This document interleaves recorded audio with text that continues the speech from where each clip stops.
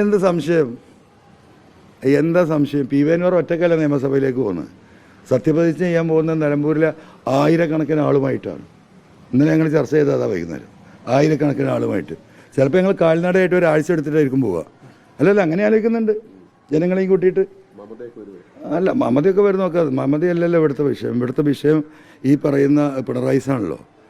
സത്യപ്രതിജ്ഞ ചെയ്യാൻ ഞങ്ങൾ നിലമ്പൂരിലെ ജനങ്ങളെയും കൂട്ടിയിട്ട് ചിലപ്പോൾ നടന്നു പോകും. അല്ല, അങ്ങനെ ആലോചിക്കുന്നുണ്ടെന്ന്. നിങ്ങൾ ചിരിക്കൊന്നും വേണ്ട, മനസ്സിലായില്ലേ? ഇത് സംഭവിക്കുള്ളൂ.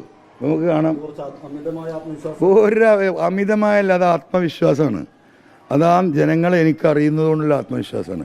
ആ ജനങ്ങൾക്ക് എന്നെ അറിഞ്ഞിട്ടുണ്ട് പല ഘട്ടത്തിലും. ആ ആത്മവിശ്വാസമാണ്, മനസ്സിലായില്ലേ?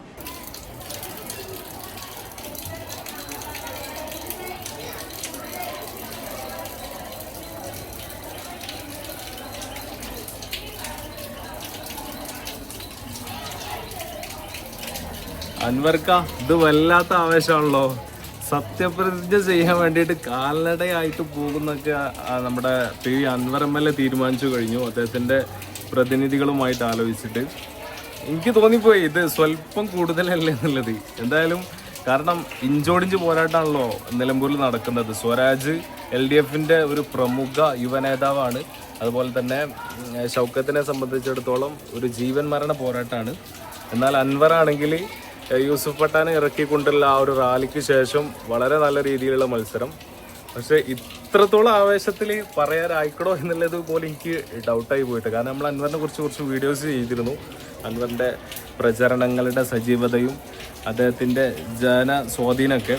എന്തായാലും നമുക്ക് കാത്തിരുന്ന് കാണാം. അൻവർ ഇത്ര മാത്രം ഉറപ്പിച്ച് പറയുമ്പോൾ എന്തോ ഇവരോടുള്ള ഇഷ്ടം കൊണ്ടാണെന്ന് അറിയില്ല. ഇനി അഥവാ തോറ്റുപോയാൽ ഈ വാക്കുകളൊക്കെ വെറും വാക്കുകളായിട്ട് മാറൂലേ? ഇത് രാഷ്ട്രീയത്തിൻ്റെ ഒരു തന്ത്രം കൂടെ ഉണ്ട് സത്യത്തിൽ. ഈ തെരഞ്ഞെടുപ്പ് നടക്കുന്ന സമയത്ത് ഇത്തരത്തിൽ അമിതാവേശം നടത്തുമ്പോൾ അത് അണികൾ കാണുകയും ഇനിയിപ്പോൾ അൻവറിനെ അങ്ങോട്ട് വോട്ട് ചെയ്യാന്നുള്ള രീതിയിൽ എന്തായാലും ജയിക്കുന്ന സ്ഥാനാർത്ഥിക്ക് ആയിക്കോട്ടെ, ഇത്രയ്ക്ക് ആവേശത്തോടെ ഇവർ പറയുന്നുണ്ടെങ്കിൽ ഇവർ എന്തായാലും ജയിക്കുന്നുണ്ടാവുന്നൊക്കെ കരുതിയിട്ടായിരിക്കും. അപ്പോൾ ആ നിലയിലൊക്കെ തെരഞ്ഞെടുപ്പിൻ്റെ രാഷ്ട്രീയ തന്ത്രമായിട്ടും കാണണം. എന്നാലും കുറച്ചുകൂടി പോയെന്നൊരു തോന്നൽ. Anyway, thanks for watching.